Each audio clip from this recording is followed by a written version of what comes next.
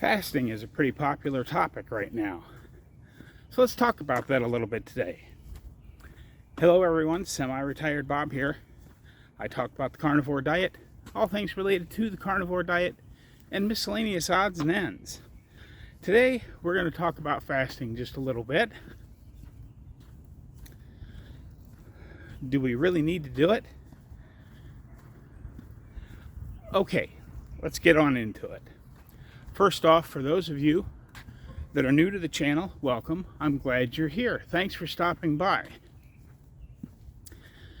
You might be wondering, Bob, what are we watching here? Well, basically what you're watching is you're watching me walk. The interesting thing about this is that 2 years ago I couldn't do this. I could barely stand for a couple of minutes without severe pain. Now I'm out here walking every day. If you're returning to the channel, welcome back. It means a lot to me that you spend just a few moments of your day with me. I'd like to ask you all to help me out. Go ahead and drop down in the comments and say, "Hi, Bob." Hit that thumbs up button. And if you haven't subscribed yet, consider subscribing. All these things are absolutely free and help me get the word out that it's never too late to change your life. I'm 61 years old, and I'm doing things I couldn't do when I was 40, like being out here walking every day. Yesterday, I cut my grass. Again. I've been doing that myself for a couple of years now. I couldn't ever do that before either. But anyway, let's go ahead and talk about this fasting thing. There's a difference. People talk about intermittent fasting and actual fasting. Intermittent fasting is what I do. I eat once a day, which means there are roughly, depending on when I eat, between 22 and 26 hours where I'm not eating. And then I eat one big meal a day. Some people work on, an 18-6 schedule. They'll fast for 18 hours and then in a 6-hour window they'll eat a couple of meals. Actual long-term fasting is, well, when you skip a day or two or three. What are the effects of it? Well, there's a lot of discussion about this. And remember, I'm not a doctor. I don't play one on TV. I'm just an old retired truck driver. But I don't do a lot of real fasting. And my results seem to be doing okay. Do I think there's other benefits from long-term fasting? There probably are. But even on intermittent fasting, our body's going to do some autophagy. Autophagy is where, your old busted up cells get broken down and the parts are rebuilt into new, better functioning cells. There are a lot of benefits to intermittent fasting and fasting, but do I think we absolutely have to do it? I don't think so, because there's also a lot of talk out there. I'm sure we've all heard the term protein sparing modified fasting, and we've heard the terms, fasting mimicking diet. Well, that's really what a carnivore diet is. Now, I don't understand all of the stuff behind it. I guess what I'm trying to say, the main point is that I'm not a big believer in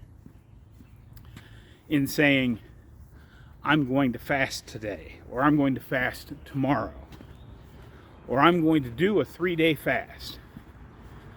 I'm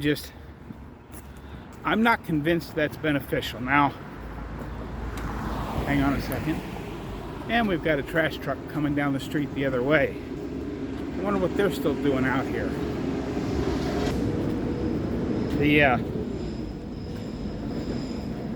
I don't believe it's helpful. Now, is there anything wrong with it? No.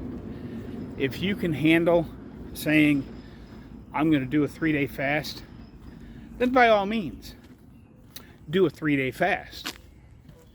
If you find it helpful, that's great. I have found, for me personally, if I set out and say I'm going to do this fast, I end up getting hungry and I have to white knuckle through it, and then I usually end up breaking, and I eat even more. Not that I think it's wrong to eat more, but if I normally eat 1.5 pounds to 2 pounds of ground beef a day, and then because I skipped a day on purpose rather than because I wasn't hungry, and I eat 2.5, 3.5 pounds of beef the next day, have I really saved anything or done anything? I don't know. The way I do more than just my intermittent fasting is every once in a while, and this will happen to pretty much everyone, every once in a while, I'm just not hungry, so I don't eat my one meal that day. That turns in to a 2-day fast. Because, if you're only eating once a day and you skip one of your meals, all of a sudden you're at a 2-day fast. But I let it come to me. I don't set out to say, I'm going to do this 3-day fast. Because what happens if you're in the middle of that forced long-term fast and you're out doing stuff that you have to do, and you suddenly get really hungry? Now, most of us can probably white knuckle through it. But what if we can't and we decide, oh, there's a gas station, let me stop in there and see if maybe I can find myself some beef jerky or something. Well, now you're finding probably some beef jerky that's not as clean as you would have hoped. And some of us with sugar addiction, we're going to get so hungry that we're like, well, one little package of donuts isn't going to hurt me, is it? So we grab a package of donuts, or even if it's just, a sandwich, because most of these gas stations have hot sandwiches these days. Maybe it's not a donut. Maybe it's even a steak sandwich. You don't know what's in the steak, what they've added to it to make it taste good. And if you're hungry enough, you're probably going to eat the bread too. And I think that can be a real problem with forced fasting. If we put our minds, we've convinced ourselves we have to do a 3-day fast, we're going to do a 3-day fast, and then after missing 2 days of eating, we break and do something stupid. Like I said, if you can white knuckle your way through a 3-day fast or however long you're going, and you don't have any problems with it, I don't see anything wrong with it.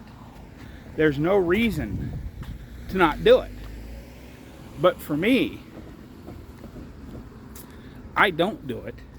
And I'm putting this video out today to let you know that just because a lot of people are doing it, you don't have to follow the crowd. You don't have to do long-term fasting.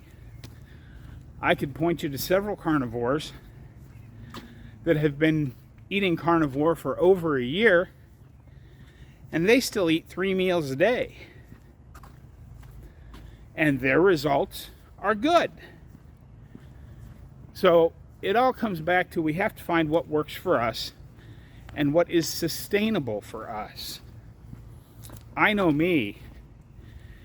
If I get hungry, I'm going to eat everything in sight. So, I mean, overly hungry. So that's why, on my one meal a day, I cook up some ground beef, I cook up some eggs. Some days I eat it all, some days I don't.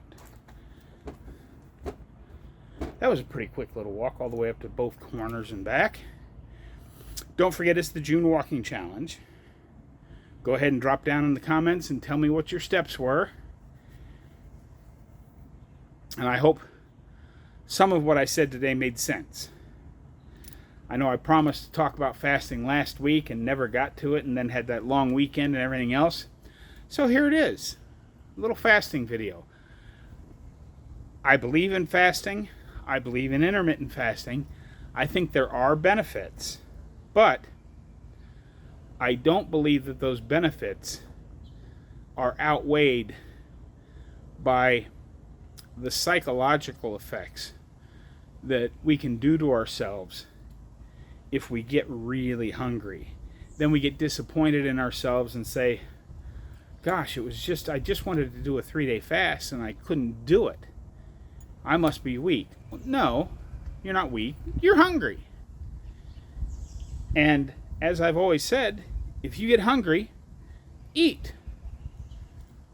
And if you keep eating the right foods, you won't ever fall prey to the gas station problem of going, well, I know it's a steak sandwich, but at least it's a steak sandwich instead of a hot dog. Well, hot dogs are good too, but you know what I mean. You're going to end up, getting something you didn't really want just because you got hungry. And if you're not hungry, as we all know, it's much easier to stick to this way of eating. Anyway, that's what I've got for you today, folks. Don't forget the live stream tomorrow. Have a great day. Don't forget, get out there, be 1% better. Today, tomorrow, every day.